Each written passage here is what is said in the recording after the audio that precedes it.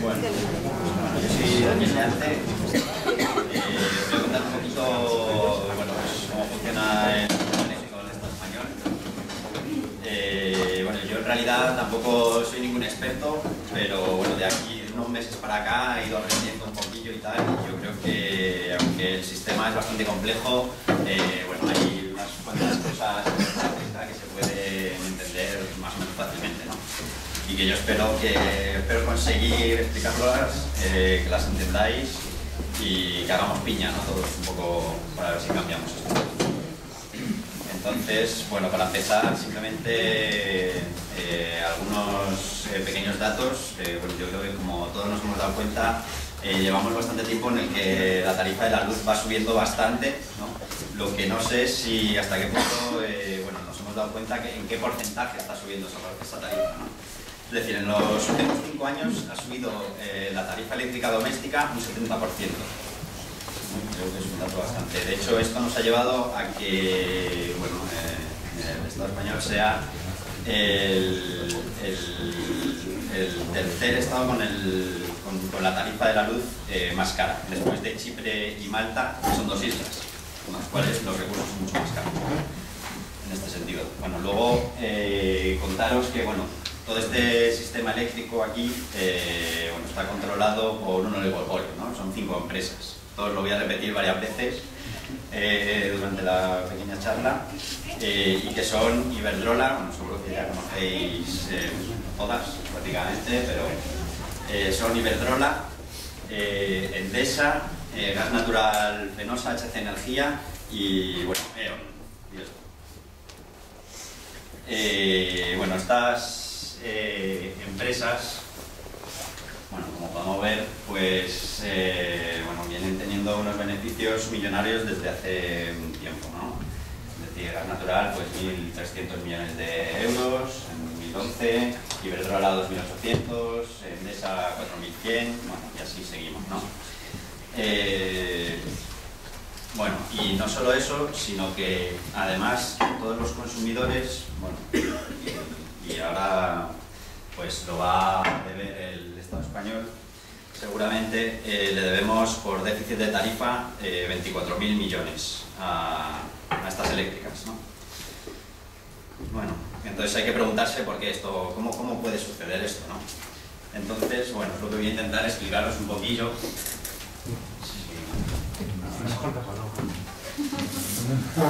Entonces, a ver, para explicaros esto, os diré un poquito cómo es el esquema del sistema eléctrico aquí en España, ¿no? O sea, nosotros tenemos, principalmente tenemos, a ver si lo vais a ver desde allí, la generación, ¿vale? Son las centrales de generación. Luego tenemos el transporte, ¿no? O sea, desde la generación pues se llevan unos cables, tal, tenemos las grandes torres que vemos en las autopistas, que bueno, que transportan la energía por alta tensión de un sitio a otro, ¿no?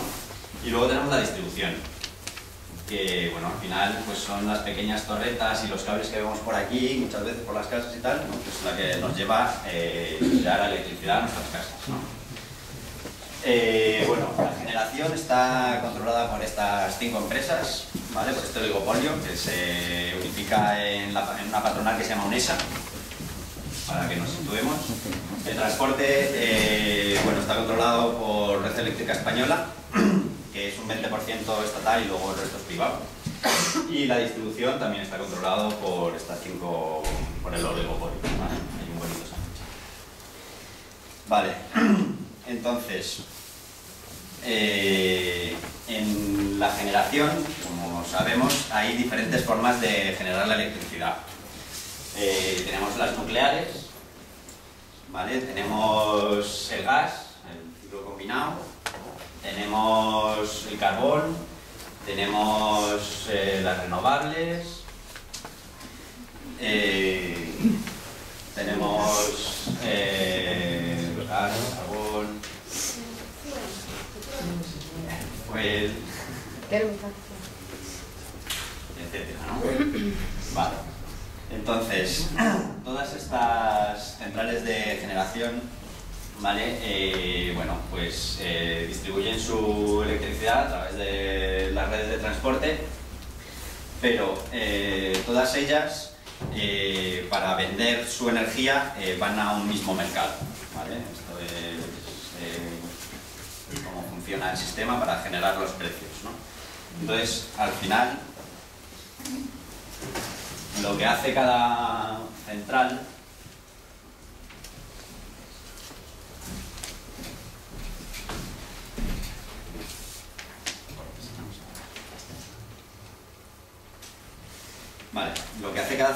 es ofertar la energía que esa central va a producir,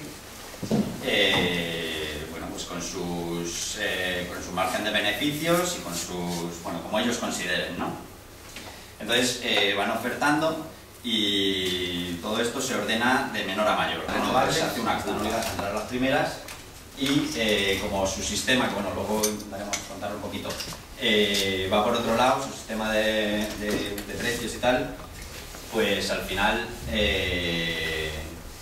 bueno, pues entran de todas maneras, ¿no? La retribución va por otro lado. Entonces, entrarían las renovables, las nucleares, bueno, son menos, no hace falta contar cada detalle. Luego, pues depende del día de tal, van variando, ¿no? Entonces, se van haciendo unos escalones, pues, por ejemplo, pueden ser determinadas hidráulicas. Luego, a lo mejor unas centrales de gas. Y depende de cómo haya la oferta de cada una, pues se va haciendo de menor a mayor, se van haciendo los escalones, ¿no?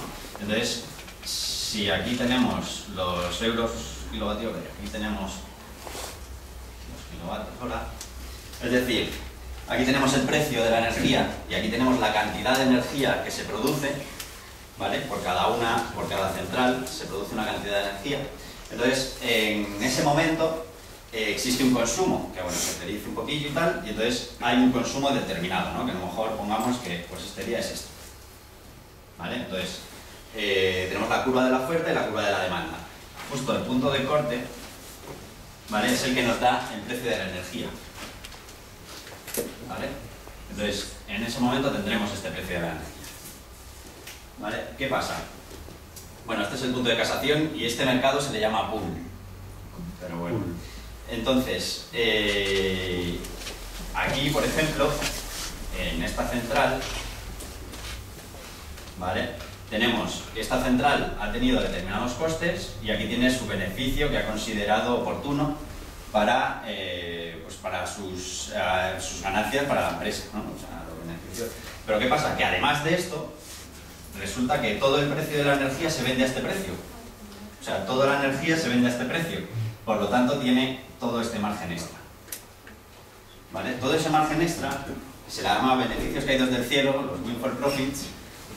Bueno, pues es también donde se hace la montaña, ¿no? Luego, y pues pasa lo que pasa y se llevan un dinerillo muy rico.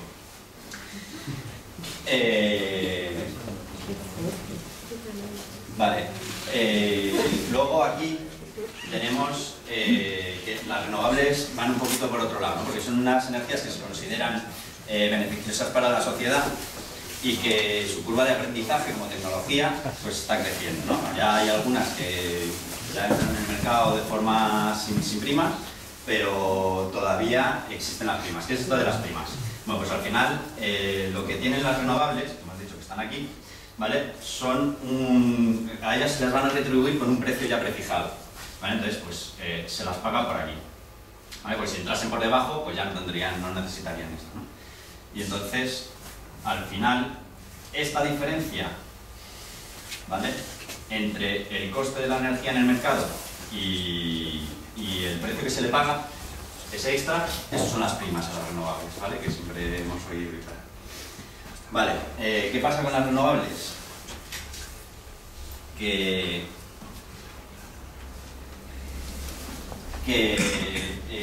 cuando entran las renovables, ¿vale?, esta parte de aquí, de la gráfica, bueno, esto estáis viendo, es la misma gráfica, pero la práctica, la de verdad, ¿no? En vez de tener unos escaloncitos, hay muchas más centrales en realidad, y hay unos escaloncitos pues mucho más pequeños y tal, ¿vale? Entonces, si estamos en la curva azul, ¿vale?, que sería la que dijo, si entrasen más renovables, la curva se desplazaría hacia la derecha, ¿vale? No sé si lo estamos entendiendo todos, más o menos. Sí. ¿Vale? Entonces, al desplazarse hacia la derecha, el punto de casación, el punto que marca el precio de la energía, bajaría. ¿Vale? Entonces, ahí tendríamos un precio más barato y, bueno, según diferentes estudios y tal, que, pues, desde el Observatorio Crítico de la Energía hasta Deloitte, han hecho estudios que han visto que ese abaratamiento es comparable con las primas, o sea, que sale comido por servido, no es que se hinche la tarifa de la luz enormemente, ¿no? Porque las primas a las renovables luego se incorporan dentro de la tarifa de la luz. ¿Vale? Vale, aparte de, como decíamos aquí, aparte de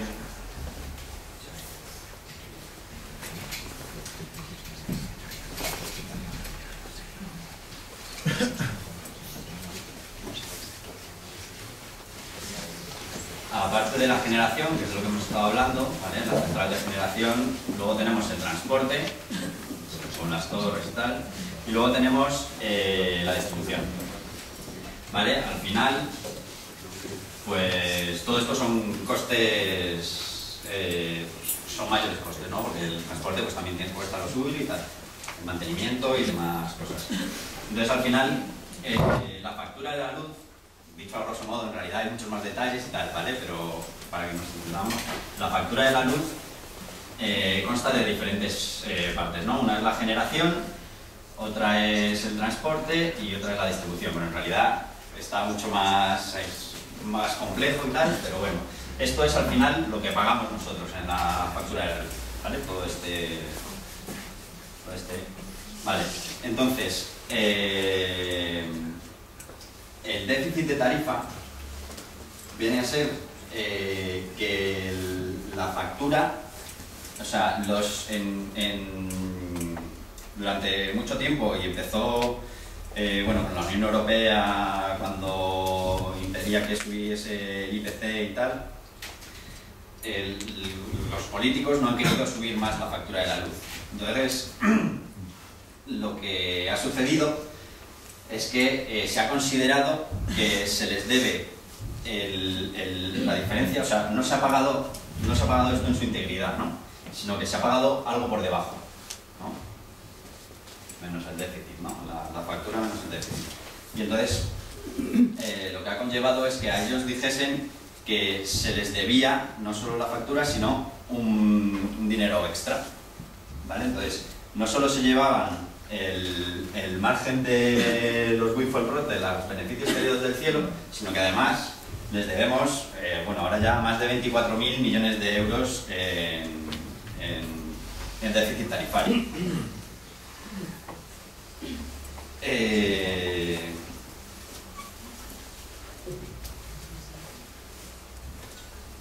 Bueno, y además es que, claro, las nucleares principalmente y las hidráulicas que se construyeron en otra época, pues ya se considera que están sobradamente amortizadas, es decir, ya están pagadas, ¿no? O sea, los costes que tienen ellas ahora mismo, o sea, el agua, bueno, ahora han puesto un impuesto tal, pero vamos, que el agua no les cuesta prácticamente nada. Y los costes de mantenimiento que tienen las nucleares en realidad es ínfimo, ¿no? Con lo cual el beneficio que están teniendo es tremendo. Y bueno, luego habrá un debate y tal, y si hace falta contar algo, bueno, yo no sé si hay algunas preguntas o no. Sí. O luego... Si hay alguna que es jueza y tal, os pediría por favor que no os extendierais mucho, pero si tenéis alguna que es jueza... Es que si no, luego al final... Vale, lo hacemos luego, se nos borra el todo debate. un poquito. Si tenéis alguna pregunta así que consideréis importante y que queréis intervenir ahora, pues hacedla ahora, que haya pasado para siempre. Que nadie se quede con algo que decir, que ya porque si nos enredamos... Es que si luego vamos a otros temas, al final, pues se estudia un poco lo que hemos hablado ahora, si... Yo con el déficit tarifario igual soy el más tonto de todos los que está aquí, pero creo que no queda suficientemente claro. Luego en el debate, igual si podéis gastar algo más. Vale. Si queréis luego lo comentamos más tranquilamente. Pero bueno, eso es un poco lo que yo creo, no sé si más o menos ha quedado claro, si no luego lo explicamos un poco más. O Andrés, ¿tenéis algo que preguntar a Andrés de lo que he puesto antes? ¿Sí, no? ¿No? Bueno, yo quería hacer un apunte, que se habla de las renovables como si no contaminaran y tienen una huella ecológica que hay que valorar, ¿no? Para, como tú decías, saber qué tipo de energía renovable nos conviene. Yo no estoy muy puesto, por ejemplo, con el tema de los solares, algo más con las eólicas. Está claro que es una energía que se genera de manera verde, pero toda esa infraestructura y demás tiene pues eso, una huella que... Esto es aluminio, o sea... No, pero que no lo digo como una crítica a la renovable, sino un apunte. Sí, no, ahora mismo se ha hablado sobre el tema del reciclaje de los paneles solares, porque hace falta mucho, pero podemos ver que son materiales que se reciclan, ¿no? Esto es vidrio, aluminio, el silicio tiene algunos usos ya, las células que ya están pasadas se pueden utilizar para otros usos, aunque ya no valgan para producir electricidad, pero aparte el silicio ya está purificado, pues es mucho más fácil pues tener silicio purificado con células ya viejas que coger otra vez el silicio, ¿no? Es como todo lo que yo explicaba, que no daba mucho tiempo, era que tienen una huella ecológica, está claro, o sea, la energía más limpia es el ahorro, pero la huella ecológica es en la instalación. Una vez instalada, en lo que es el combustible es libre, o sea, no sé si... Yo quería apuntar, por ejemplo, con las eólicas, es que estuve en una conferencia y hablaban de que cuando se instalaron, muchas de ellas no tuvieron en cuenta las corrientes migratorias de las aves, con lo cual se espachurran miles de aves en los molinitos de viento. A mí me contaron, por ejemplo, una vez uno de ese Overlife, que eso entonces no se hizo, se hicieron rápido, no se tuvo en cuenta eso. Por ejemplo, decían que había un parque eólico que era muy grande y, por ejemplo, decían que había un solo aerogenerador que era el que mataba todas las aves que había. Los otros no hacían absolutamente nada porque habían pillado, pues eso, una corriente, no sé cómo, un poco las aves llaman con zonas prefijadas. Entonces decían que a lo mejor quitando ese aerogenerador se resolvía. Entonces ya, por ejemplo, se tiene en cuenta eso. Ya para los próximos ya se están haciendo medidas. Silverlight, por ejemplo, está metido en cosas apoyando las renovables, apoyando incluso la eólica, pero claro, apoyándola un poco diciendo eólica sí, pero con cuidado, ¿no? Entonces, yo creo que esas cosas quizá al principio no, pero ya se tienen en cuenta, ¿no? Es lo que decimos, cualquier cosa siempre tiene un impacto. Una eólica te puede matar unos cuantos pájaros, pero como decía el otro día un colega mío, dice, ¿y las aves de Chernobyl qué dirías? ¿No? Un poco... Hay que cuidar para que el impacto sea lo más mínimo posible, pero ya las renovables ya te quitan el mayor problema, que es el cambio climático. Porque las aves se pueden a lo mejor puede haber individuos que tengan problemas, pero si ya se estropea el clima, o sea, el daño es muchísimo peor, aunque no sea tan inmediato, es muchísimo peor, creo yo. Pero claro, sí. No tenemos un problema con las renovables porque la energía no se puede almacenar todavía, ¿no? ¿El qué? La energía que no la podemos almacenar. Se puede almacenar con la hidráulica reversible. El bombeo. Sí, la hidráulica de bombeo, por ejemplo. Calculo que en un 0,5% ahora mismo la hidráulica por bombeos. Bueno, eso más o menos. Ahora mismo no tengo el dato, pero es... Que estamos duplicando. Por una parte tenemos que tener la nuclear y todas las convencionales siempre, más a la otra de ayuda. No, porque haces lo que es el mix energético. Tú tienes que procurar que tener eso, por ejemplo, ha hecho un estudio Greenpeace, que por ejemplo todo se basa en España, en distintos países. Por ejemplo, Dinamarca tiene una eólica grandísima, de más del 40%, pero por ejemplo en España el estudio que tenía Greenpeace era de la mayoría era termosolar. Entonces, la termosolar, ¿cuándo hay sol? Realmente cuando la industria funciona, en horas punta. Y cuando no hay, o sea, realmente tú tienes que hacer una combinación, tampoco tienes que consumir, o sea, no es yo quiero consumir ahora, sino que muchas veces hay que adaptar los consumos a la energía y la energía a los consumos, no solamente la energía al consumo.